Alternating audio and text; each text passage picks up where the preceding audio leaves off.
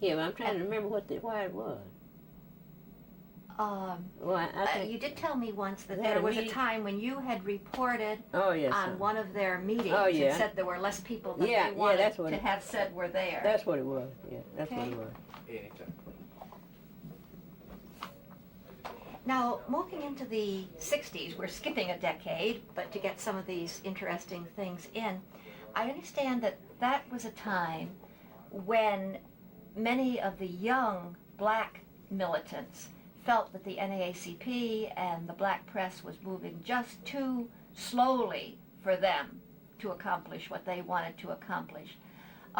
Did that happen here in Kansas City? And did the Black Panthers, for instance, have any kind of any sort of trouble with the call? Well, yes, we had a chapter of Black Panthers, the young people, and that was the period when we were focusing on Black Power.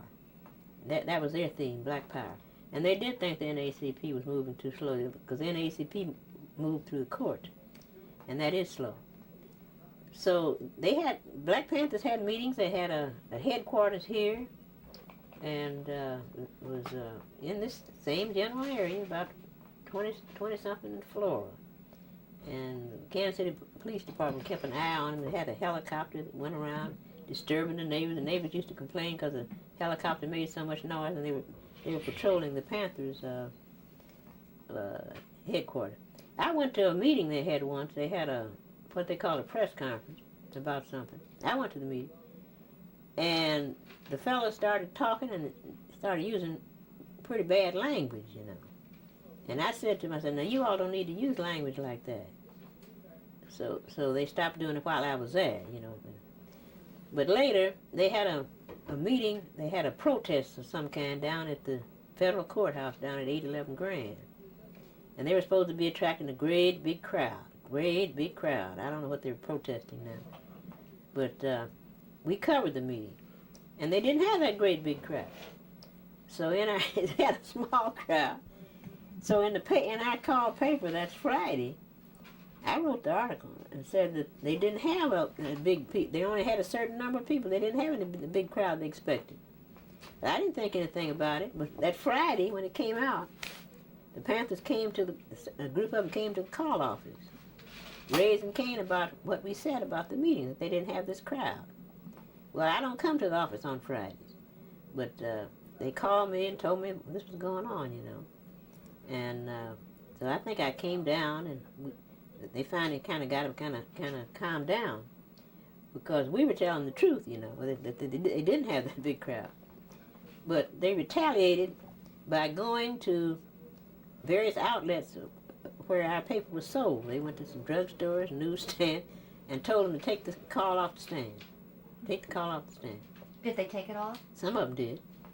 There was a particular one that's been selling the call for years and years and years at drugstore at I think it was 22nd and Vine, that had been selling the call for years and years and years. I went by there, and they had taken the call off the top of the counter, and I said, "Why did you all do it?" "Well, we got it underneath."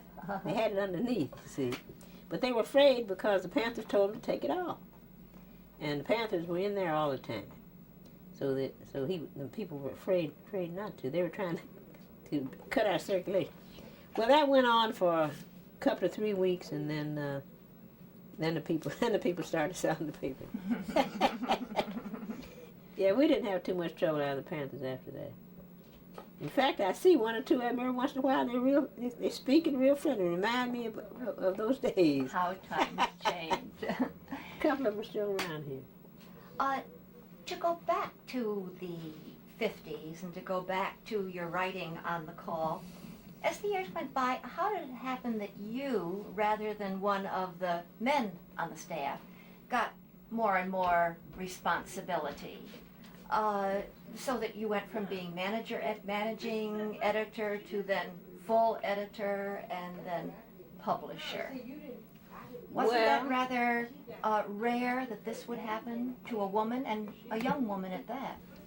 Well, maybe so, but I guess we didn't have too many men around, and I sort of aggressive and just kind of took over, you know. And then I like to get around and go here and there. And so I don't know how that happened. It just happened. And Mr. Franklin got rather ill in the 50s, didn't he? Yeah, well, Mr. Franklin, well, to answer that other question, Mr. Franklin, for some reason, I don't know why, for some reason had quite a bit of confidence in me. I don't know why, but he did, and maybe that was the reason. I don't know. Well, we kind of thought alike. Well, we didn't on that Truman do it, but we didn't have any confrontation over it. You know, I just went on up there and did the articles on to do it. But he did have confidence in me for some reason. So yes, when he got sick, he had Parkinson's disease, which handicapped him. He used to type his own editorials. I'd come in sometimes in the morning. Mr. Franklin never had a desk and a secretary of his own. He never had a secretary. And maybe that's why I don't have one. But he typed his own editorial. He didn't even have a typewriter. So he would come to anybody's desk, any vacant typewriter. Mr. Franklin decided he was going to write something, he'd sit down and write it. I used to come in the morning, and here's Mr. Franklin at my desk, typing away. And I have to stand around and wait till he gets through.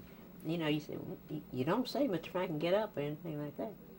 You just stand around till he got through. So when he got this Parkinson's disease, you know, it affected his hand. It affected his thumb first, one thumb. But he couldn't hold steady. And I remember Mr. Franklin, he was kind of disgusted with it. He said, damn that thumb. But it spread, as long as it's just a thumb, he could type. But then gradually, as the years went by, he couldn't use his hand, and then he couldn't use his arm. So he was having trouble. So I just said to him one day, Mr. Franklin, if you want me to, you can dictate your editorials, and I'll type them for you. So he said, all right. So we did that. He'd talk, say what he wanted to say, and I could type pretty fast. So I typed his editorials for him, and he wrote them that way for a long time. And then as it progressed, he sometimes didn't want to write them or didn't feel like it, and he might write one, and the column needed more, so then I would write one, and to fill out the column. Just you know, went along with it however he wanted to do it. So sometimes people couldn't tell after that whether I wrote the editorial or whether he did. And that's the way I got into the writing of the editorials, just gradually that way. I'd write them for him as long as he felt like doing it. When he didn't feel like doing it, then I would do it. And so it was just a gradual process that I just went right on in. After he stopped writing altogether, then I just started writing them. That's the way it happened. That must have all been very hard on him because he was into so many different parts of the call. You told me once he even used to go out and sell the newspapers himself on Friday morning. Oh, he always did until he got sick. Mr. Franklin sold the paper himself every Friday. He'd get up at 5 o'clock. They started at 5 o'clock in the morning.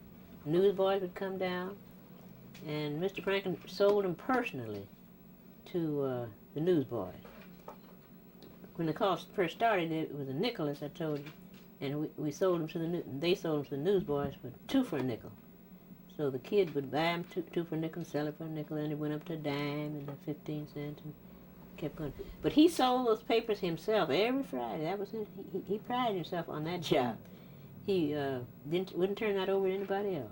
And the newsboys would go out then and make the kind of calls that newsboys did in those days? Well, yeah, earlier in the 30s and 40s, they had a cry. The kids would say, Kansas City call paper, and they'd sing that all over town. Some people complained because they said they woke them up at 5 o'clock in the morning. But that was a constant cry that they had, and they kept that up for a long time. And then Franklin cared a great deal about his presses. You said he was a man who was a printer in the beginning. Yeah, he was a printer. And he cared so much about those presses that he wanted to have his funeral in the press room, I think you told me. Well, yes, he was very fond of those presses. He even built the building that is east of this main building was erected for a new press that he bought. It was a 64-page rotary Goss press, and yeah, he liked machinery. He liked machinery, and he was very fond of his presses. So his funeral was held in the press room. It was held in the press room. I don't know whether Mrs. Franklin's wish or whether he had told her he wanted to have his funeral in the press room. I don't remember how that was. But anyway, the funeral was held there with flowers around the press, and we had the funeral up on the dock where he sold papers. Had the funeral up on the dock where we sold papers, and people spoke from the platform there. That was quite unusual. Then you had quite a lot of responsibility after he died and had to go on writing the editorials. What has it been? One, sometimes two, every week all these years? Yeah, one or two. Every once in a while you'd write kind of long-winded, so most of them it is just about two. Sometimes three short ones, but most of the time two pretty good size ones. So after he died, I just kept on writing the editorials and getting the paper out. There have been some very important things that you've covered in the life of Kansas City and really in the history of the whole country. In the 60s, for instance, with the Public Accommodations Act and then Martin Luther King's death, and you had something very important to say at all those times. Could we take some of the very high spots really in national history and tell me the kinds of things that you did and the sort of things that you used as themes in your editorials? Let's talk about the 1963 Public Accommodations Act. Well, that was a very important issue in this community. Before that was passed, black people could not eat in the public restaurants. They couldn't go to downtown movies. Now this was a little earlier than 63, through the years. Everything was segregated. Blacks had their own restaurants, had their own theaters out in the 18th and Vine area. But as time went on, there was a movement to eliminate the discrimination in public places. We started with the municipal auditorium. The music hall, which is a part of the municipal auditorium, was a scene of the Philharmonic concert. And black citizens, in a tax-owned building, blacks were expected to sit in the balcony. And black people picketed sometimes in the cold wintertime, when snow was on the ground, they'd picket to get the city to open all the seats to anybody who could pay for them. So we started with the municipally owned facilities first. And then a group of young women decided that they were going to break down discrimination in the downtown stores. And they had protests and marches in front of the stores. Then there was a group called the CCSA, Community Citizens for Social Action. That group organized protests in the downtown departments. The whole community finally joined in. And even before that movement, a group of white and black citizens who worked together in an organization called Committee for the Practice of Democracy, and then we organized Fellowship House. We organized, it was an interracial group that met regularly and pooled their money and bought a house called Fellowship House, where they held meetings and had social events and things of that sort. So out of that group, Fellowship House and the Committee for the Practice of Democracy, even before they started this formal protest downtown, these groups challenge these restaurants and movie houses. They organized teams, a black and a white. They would go and make tests at various restaurants and get turned down. Well, you get turned down. But we were part of that for a while. Then later, when we decided that we would try to get an ordinance passed, that was after we had elected 2 black people to the city council for the first time. That was back in, I think that was in '63. Before that, we never had any blacks on the governing body of the city. So the ordinance was introduced in the city council by Bruce Watkins, who was one of the first black councilmen. He was elected along with Mr. Earl Thomas. Well, that ordinance took a long time to pass the city council. There was just a lot of opposition, and there were a few for it, but we couldn't get it passed. Because I remember Friday after Friday, the city council meets on Friday. I would go down, even after I'd worked late on Thursday night, I would go down to the city council every Friday to watch the progress of the ordinance. And usually Friday was your one day of rest, wasn't it? Right. Because we put the paper out Thursday night. And very late. Yeah, very late, and so I like to rest on Friday. But while this public accommodations ordinance was being considered, I just felt like I had to go down there and see what happened. So that was quite a struggle. And in the meantime, we wrote articles urging the city council to pass it, and it seems like it took forever. But it finally got passed, 11-2, and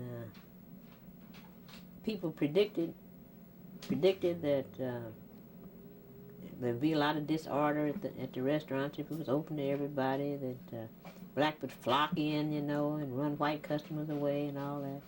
None of that happened. When the ordinance passed, everything went smoothly. It had been protested quite vigorously by a group of tavern owners who thought people were going to come in and take over their taverns, They have a lot of trouble. But they didn't, and eventually everybody's accepted. Nobody pays any attention to it now. What a hard fight, but yeah, great big whole fight for that. Well won. Then in 1968, there was Martin Luther King's assassination, and that was something in which you played an important part here. Well, not in assassination, but no, but in comics. In the rioting that happened today. What were your feelings when you heard about Martin Oh Luther my King's goodness! assassination? I was just sick, as most people were. You felt like you lost a member of your family. Martin Luther King was so well known and so highly respected, And for that to happen to him, that was it was just terrible. It was terrible.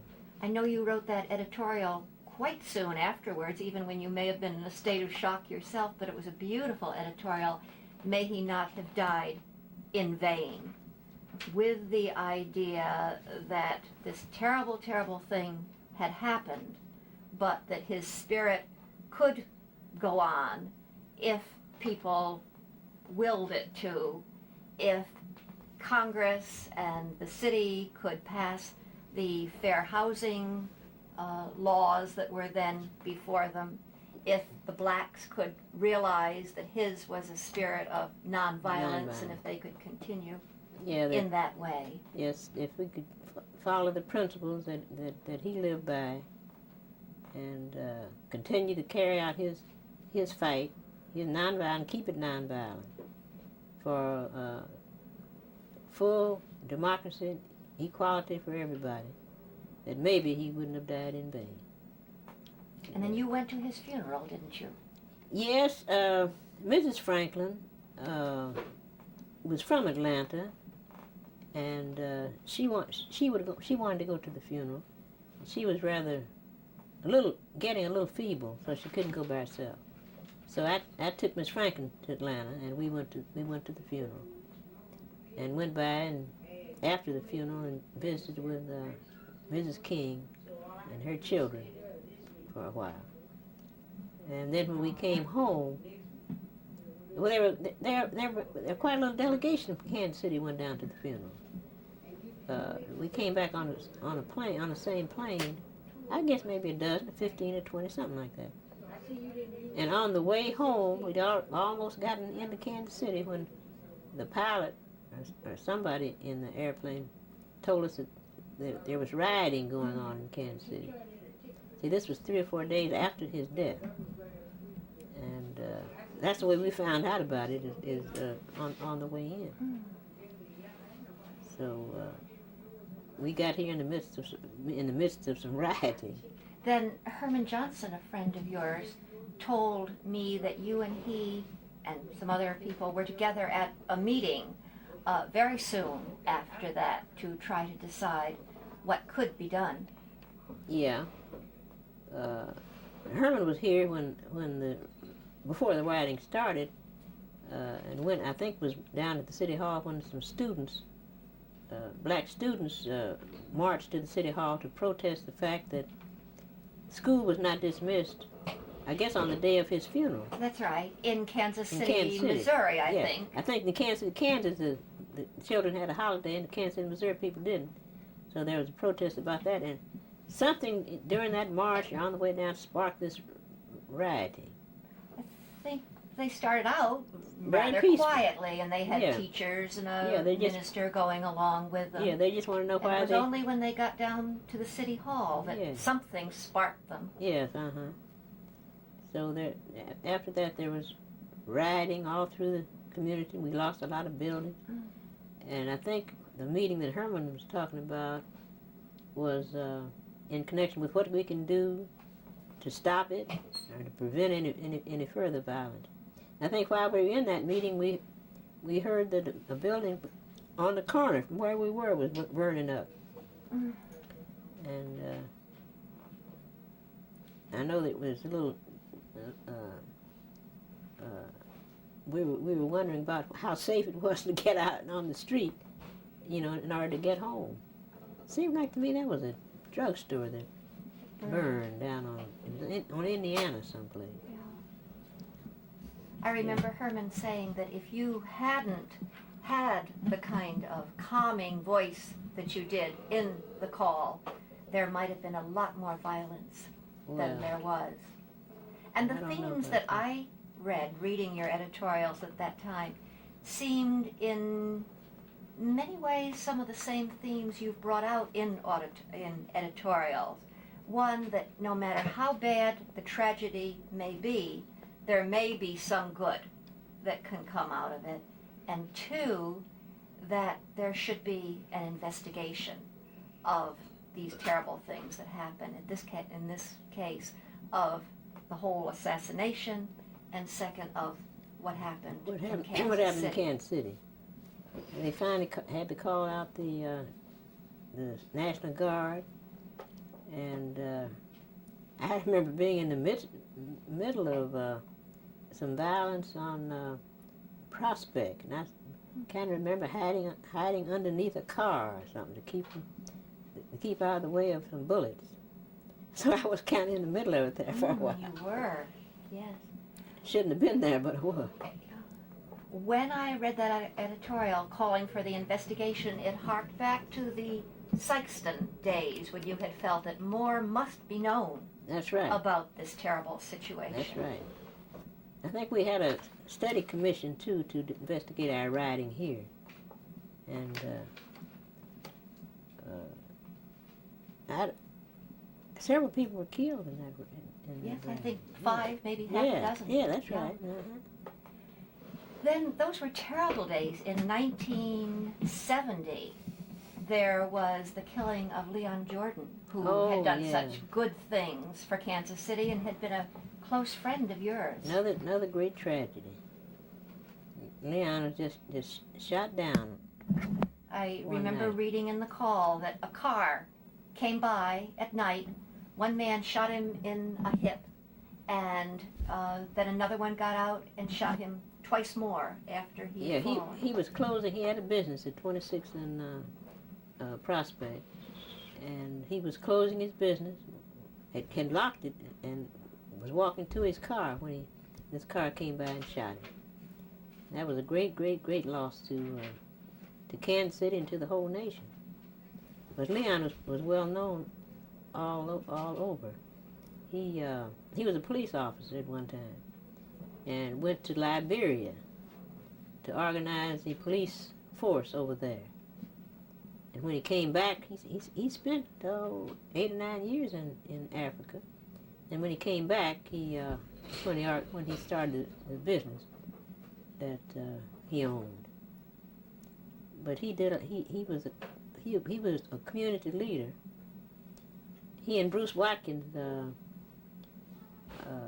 formed a political organization. But before that, black voters were under the thumb of the old Pendergast machine.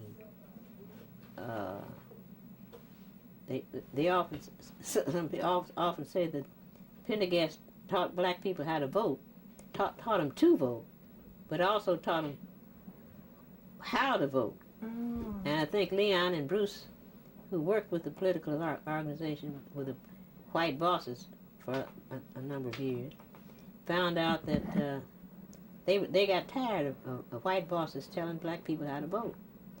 So they decided that they would form a political organization where blacks could be more independent.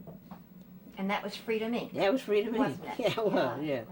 They learned all they could from the white organization on how political organizations work and how they're supposed to work. They learned it from them. And then they withdrew and did it themselves. Yeah. I was thinking as I read your editorial at the time called A Great Loss and a Great Tragedy that it must have been very difficult to write an editorial about the assassination of your own friend. Yeah, he'd been a friend of mine almost all my life. Yeah. Yeah. But that was a terrible shot. You struck that same note that there is in some of your other editorials when you said, Leon will never die because the things that he stood for and the organization that he founded and headed, Freedom Inc., will live on. You could see this growing out of his life. Well, actually it has lived on too. And we had another tragedy when Bruce died. But Freedom is still here. Yeah. May not be as strong as it was when Leon and Bruce were running it, but it's still here and going strong. Speaking of Bruce Watkins, that seemed to me the next most important thing that you wrote about. That was in 1978 and 79 when Bruce Watkins was running for mayor. Yes. And what did you do at that time? I've never worked so hard in a political race in my life. We worked very, very hard for Bruce Watkins to be mayor. He was a good candidate. He had charisma. He spoke well. People liked him. White and black people liked him, especially black people, because sometimes he irritated white people, you know. But Bruce was a good candidate, and everybody got behind him. We had meetings every week. I had never attended political meetings regularly. I didn't take part in political campaigns very much. But in this instance, we had a chance to elect a mayor, and we thought we had a good candidate. So we all got behind him, all kinds of organizations, church groups, social groups, fraternity groups, political groups, all kinds of groups got behind Bruce Watkins for mayor campaign. And I've never been to a political meeting every week, but I did, I guess 2 or 3 months during his campaign. And I wrote articles about Bruce and what it would mean to have what it would mean to have a mayor. We really thought we could win. Really thought we could win, because Bruce was very, very popular, very popular. So you say, what did I do? I wrote articles, and I wrote editorials, and I went to meetings and helped plan the campaign. I thought it was interesting in one of the editorials that I read that you tried to give people a sense of their own worth and importance when you tried to get them out to vote. You told them to strut to the polls. Strut to the polls, because they had a good candidate, and if we had, the point was, if we vote in, if blacks vote in large numbers, we can win. It's not enough just to register. After you register, you've got to vote. Right. And usually our voter turnout is pretty low. I don't know why people won't go to the polls, but they just, and in this case, they went to the polls better than they had at any other time. Now, I thought it was interesting that Bruce Watkins did lose the primary, unfortunately, because he didn't. No, he won the primary. He won the primary. He won the primary. There were three people. Let's see. I think there were three main candidates. Might have been two others, but there were three main candidates in the primary. Mayor Charles Wheeler, who had been mayor already for 2 terms. He was seeking a 3rd term. Mayor Wheeler, Richard Berkeley, who was a member of the city council, and Bruce Watkins, who was a member of the city council. Those 3 people.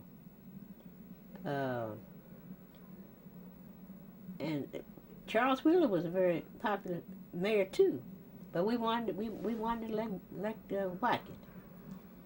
So in the primary, we did. We black people voted in pretty large numbers.